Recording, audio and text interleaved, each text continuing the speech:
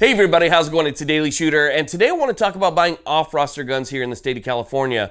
Now, if you are a subscriber and you simply clicked on this video wondering what the hell an off-roster gun is, let me go ahead and explain it to you real quick. If you think that California's AR laws are bad, our handgun laws are even worse. We actually only have access to purchase about 1/3 of the most commonly purchased guns that the rest of the country can own freely. For instance, we only have Glocks Gen 3. Okay, we don't have Gen 4, no Gen 5s, no Glock 19X, no Smith & Wesson M Ps, no M P 2.0s. We don't have, basically, like I said, access to most of the common handguns that the rest of the country would buy. No Rugers, no SR9s, SR40s, and so forth. We have in the state what's called a roster of handguns certified for sale in the state of California. Now, that roster used to be pretty full. However, the state of California enacted a micro-stamping law. And that micro-stamping law says that every new gun that is imported into the state of California must have micro-stamping technology in order to be placed on the roster. Now, the only way that a gun that was already on the roster could stay on the roster is if it didn't make any changes at all. So basically, once the micro-stamping law was implemented, the roster froze.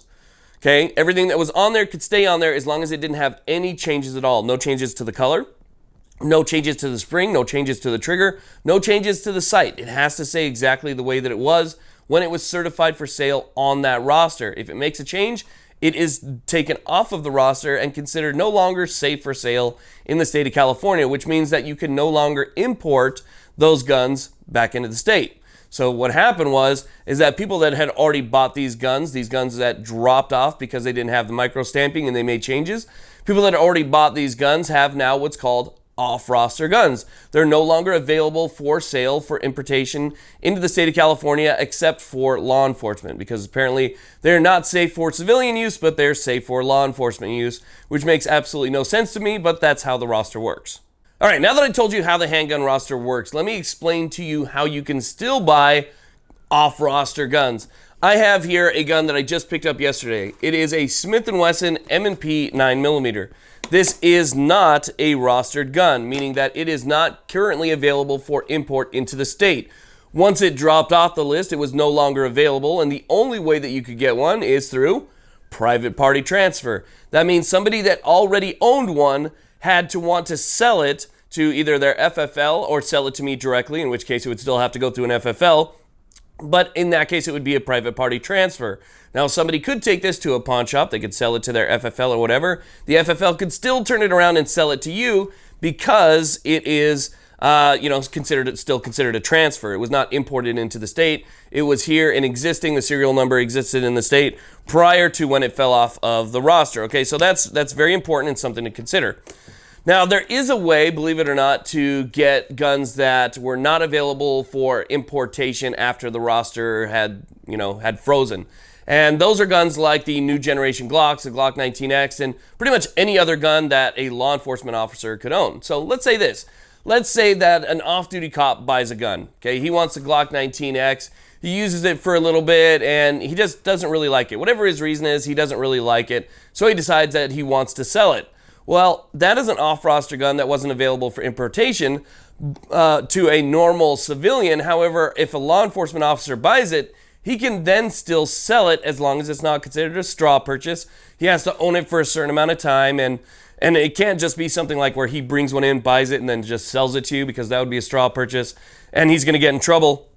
Believe it or not, that's actually happened quite a bit here in the state of California, because they've sort of created this like legal/illegal black market on guns. But that's one way that you can do it, and one way that you can find guns like that. So if you're looking for a later generation gun that came out after the handgun list was frozen, two great ways to do that, okay? You can go to a pawn shop. I actually bought this from a friend. We went through a pawn shop, we went through our FFL, and we got the transfer done, and now I own this gun. It's considered off-roster, but this was pre-roster freeze, okay? So that's one thing to remember. Go to a pawn shop. Sometimes you'll see tags, and sometimes you'll see guns that are off-roster that were before the roster, froze.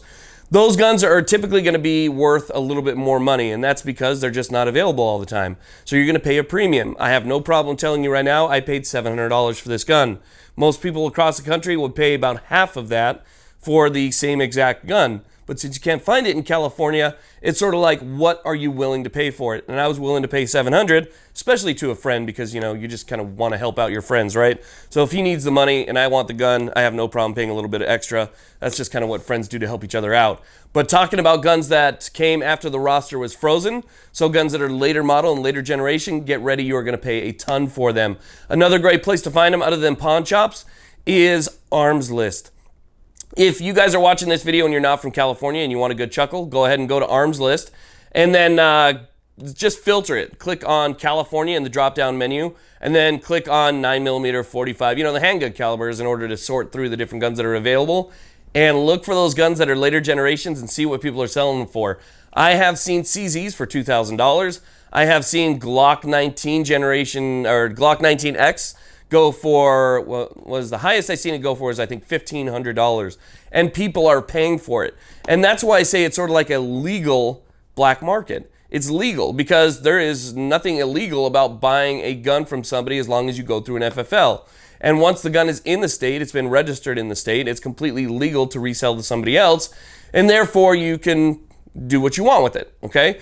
It's simply the importation that has that ban. And there have been cops, unfortunately, who have bought guns and, you know, bought 2 or 3 of one model because they can buy it for $500 and then they turn around and they sell it for $1,500, and they have been busted for straw purchases. They lose their jobs, they lose their careers, they go to jail, their families are all destroyed simply for you know, just transferring a gun that the rest of the country could have in any given day.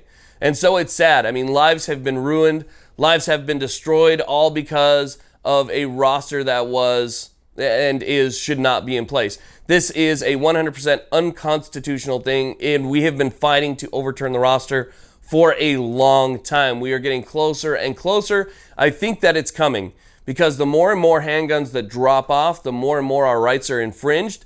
And the less guns that we have available to us, the bigger our fight is when we actually get to the Supreme Court, because I don't think the Ninth Circuit is going to do anything about this. It's going to have to go to the Supreme Court, and I think the Supreme Court, if they were to take up the case, would probably vote on our side, because you can see that we just don't have access to commonly owned firearms, and that is, I think, one of the bases of the Second Amendment.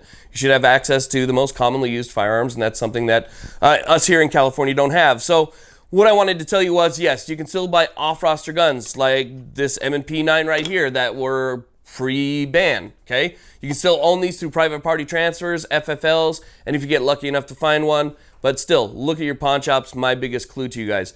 Another one is Arms List, another great way to find them that are off-roster, and they'll actually say off-roster guns. So you'll be able to pick those out of the lineup if you just want something that nobody else can have. Off-roster, and then you'll find some other stuff right there, and you'll see the ridiculous prices. Just get ready to pay for it. But I wanted to let you guys know, for those people who just think you can't have it, you can have it. You just have to pay more, and you have to go through different channels. Obviously, everything has to be processed through an FFL, but it's still available, okay? So until we can get that handgun roster overturned, you know, do what you can do to get the type of gun that you want. It's just a complete mess.